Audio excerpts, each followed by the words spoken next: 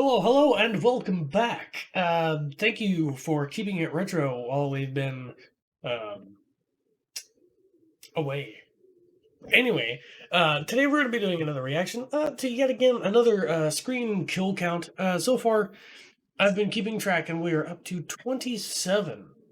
So 27 in total. That's a lot. Anyway, uh, still on the same night of the last recording. So yeah. Mm. Without further ado, let's get into this. By the way, thank you, Dead Meat, for the lovely content for me to react to. Keep up the good work. Oh, 3, 2, 1. Let's make sure that everything is working as well.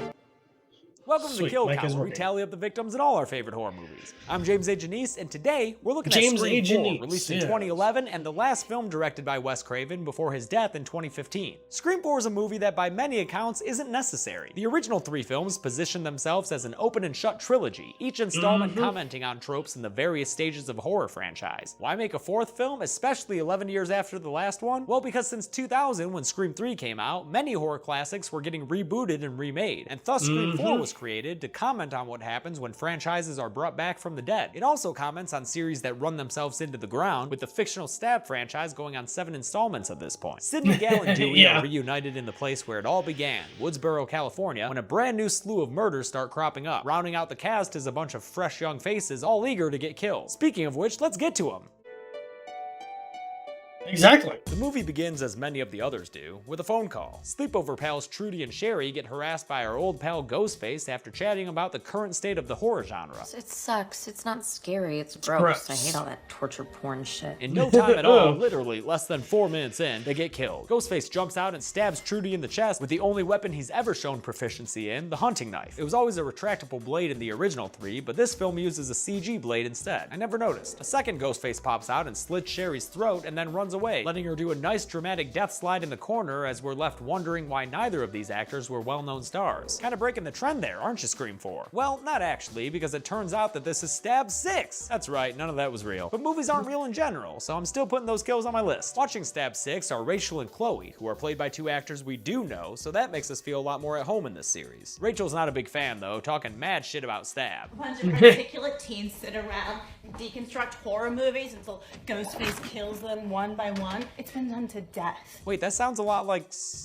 Oh, Scream 4, you cheeky meta bastard. In either case, Chloe doesn't agree with Rachel, and to prove just how much she loves the Stab films, she stabs Rachel in the gut with a knife. Oh, and she does a little twist there too, that's brutal. She stabs Rachel a second time in the same exact spot, just to show that Kristen Bell don't fuck around. Forget what you heard about Anna. And then, wait, what? That was Stab 7? They watched Stab 6 in the beginning of Stab 7? What the fuck? Now that I don't know who or what to trust in this movie, it's hard for me to take these 2 new chicks seriously. But Jenny tells Marty that they live in Woodsboro, so I guess I should take her word for it?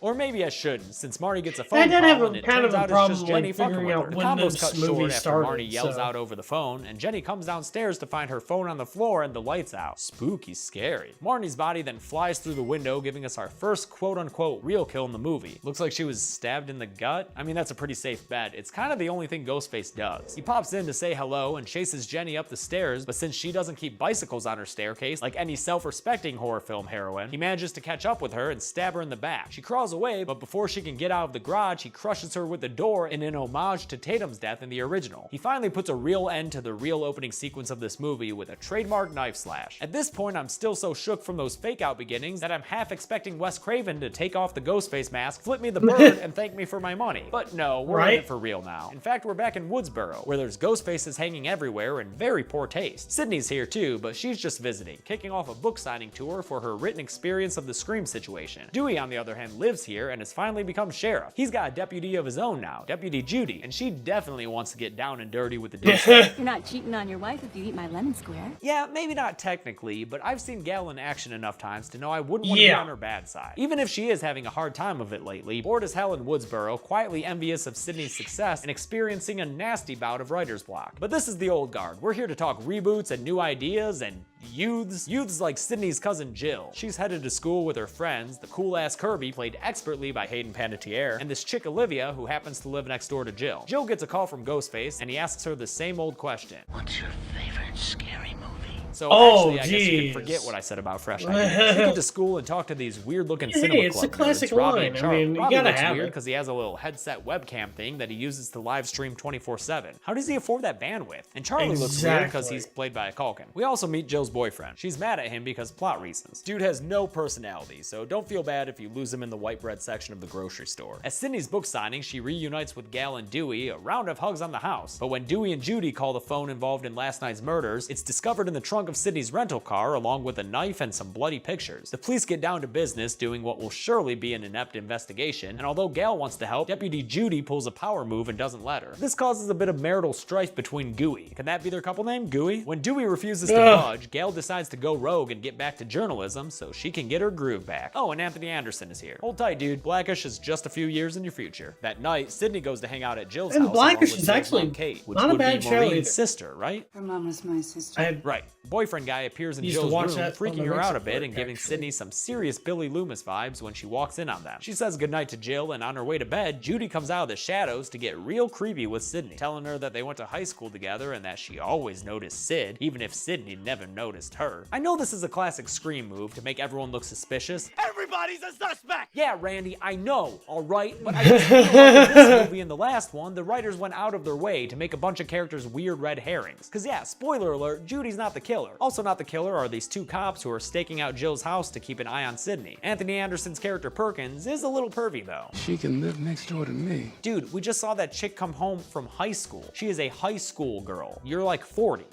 Doesn't stop the movie from giving us a gratuitous bra shot though when Jill calls Olivia to do a crappy Ghostface impression. What's your favorite scary movie, Olivia? While Jill is chatting with Olivia on Kirby's phone, Jill's phone gets a call and Kirby answers it. She thinks it's boyfriend guy, but turns out it's Ghostface who says he's hiding in the closet. But when they open it, they find it empty because, as you may have guessed, Ghostface was talking about Olivia's closet. He jumps out and Jill and Kirby see the attack from their bedroom window. Olivia gets stabbed straight through the hand and kicked into a table. Then Ghostface throws her around the room a bit before stabbing her in the back and throwing her on the bed. He goes to town on her stomach with his knife before finally tossing her through a window just for good measure. It's a decently bloody kill that takes it up a notch when Sydney comes next door to find Olivia's body with her insides on the outside. Ghostface attacks Sydney and Jill, landing a slash on Jill's arm, but Sydney fights back like always. Also like always, Ghostface disappears as the cops arrive. And some more like always, the suspicious boyfriend shows up right after Ghostface is gone. Scream has a playbook, and Coach Craven does not stray from those plays. Over at the hospital, Robbie and Charlie are doing their little stream thing when Gal confronts them, asking to team up to figure this whole thing out. They agree, mostly because Robbie wants to take a trip to Cougar Town. I love you. So going forward, we'll have a nice alliance between new and well, media of a certain age. Inside the hospital, Sydney fires her book agent Rebecca Walters because she is like Scream 1 Gal Weathers level nasty. 2 girls butchered. Payday. Rebecca pouts her way out to the parking garage, talking to herself like a goddamn crazy person. Call me tonight and apologize. Just watch.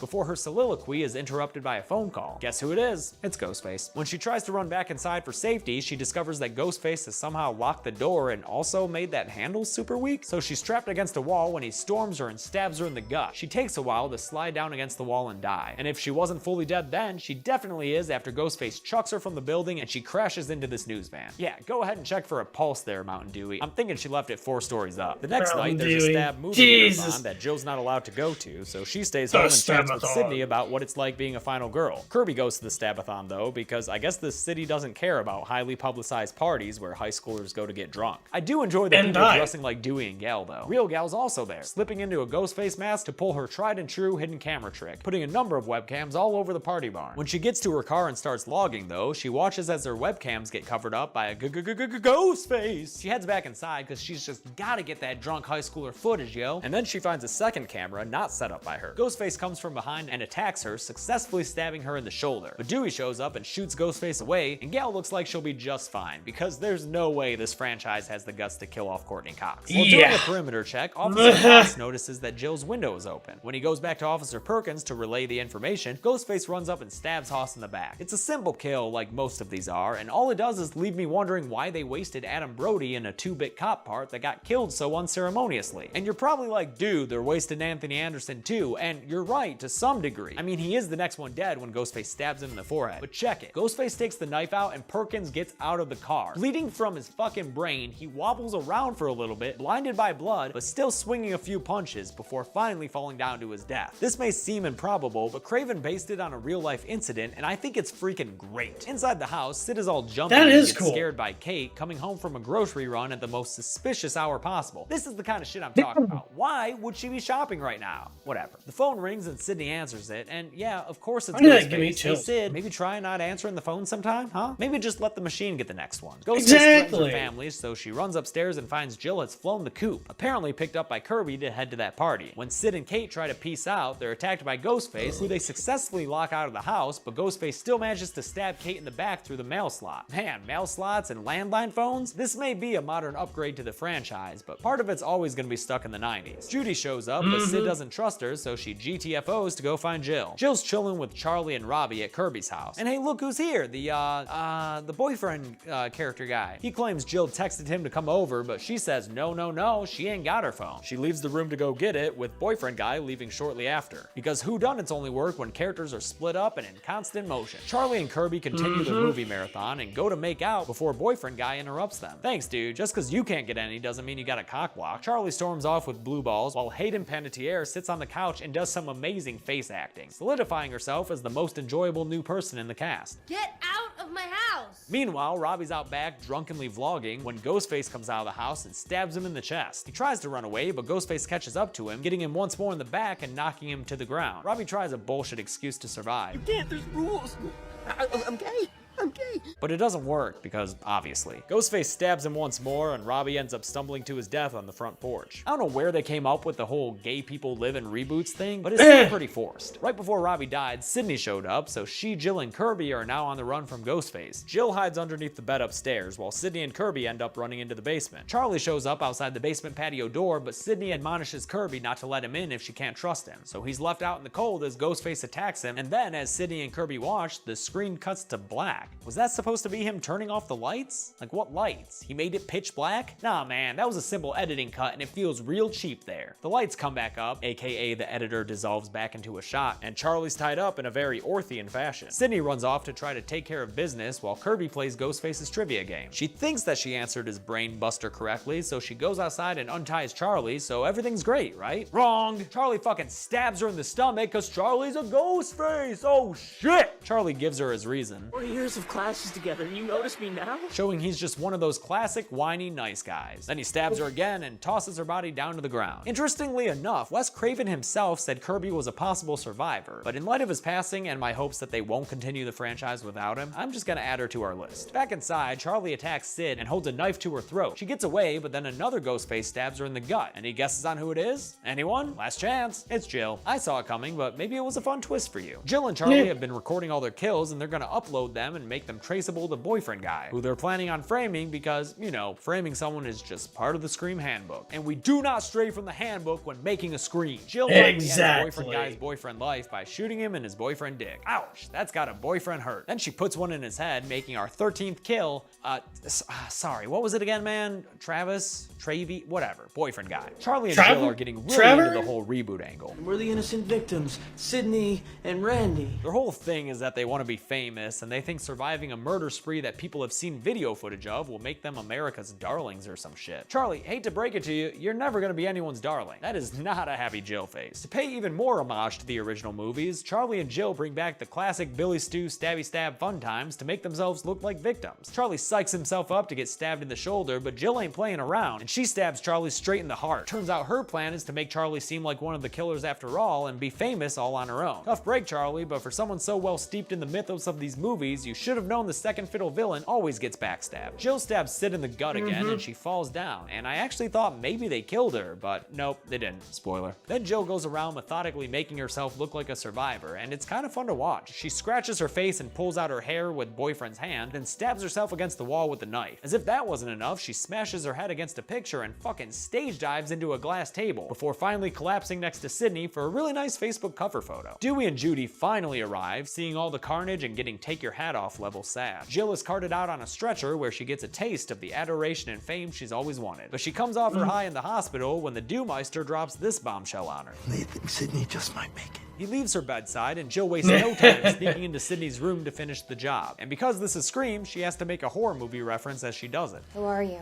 Michael fucking Myers? They wrestle around the hospital room for a little while, Jill being a real bee and punching Sid in her gut wound. And when Dewey rushes in to save her, he gets a fucking beatdown from Jill with a bedpan. Wow, he gets his ass whooped. Just be thankful it was empty, dude. Gail and Judy both show up, but Jill holds them off at gunpoint, even shooting Judy just for shits and gigs. But while Gail distracts her, Sydney grabs the defibrillators and starts charging them up. Gail yes-ands her and sets Sydney up for a punchline. Clear. Clear? Clear. Jill gets 360 joules to the fucking dome and collapses onto the floor. I know Jill's pretty dead right there, but she is smoking. No, literally, there's smoke coming off of her. Don't call me an Axel. Besides, she's not even really dead. She grabs a shard of glass and comes behind Sydney for one last attack, but Sydney shoots her, by now a seasoned veteran of the killer's last hurrah that these movies just love to comment on. Part of the playbook. Sydney lies down next to Jill in a cute mirror version of that earlier shot, with Jill, the dead one this time, our 15th and final victim. Yep, just 15, because Judy's still alive. I know, you were so worried about her, right? Outside, the reporters give Jill the praise she fought and killed for, not knowing that she's dead and also, you know, a murderer. An ironic ending. Perfect for an ironic series that was always commenting on itself. Now's the part where I exit the frame in a silly way to do the numbers. Or do I? I do.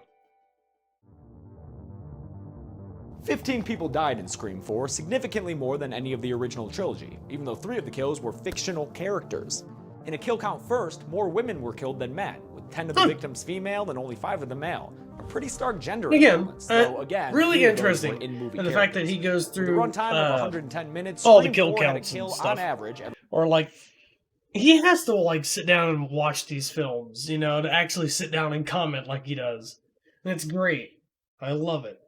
But anyway, if you guys like this kind of content, go ahead, leave a like, subscribe, check out our YouTube membership and Patreon if you want to be super special.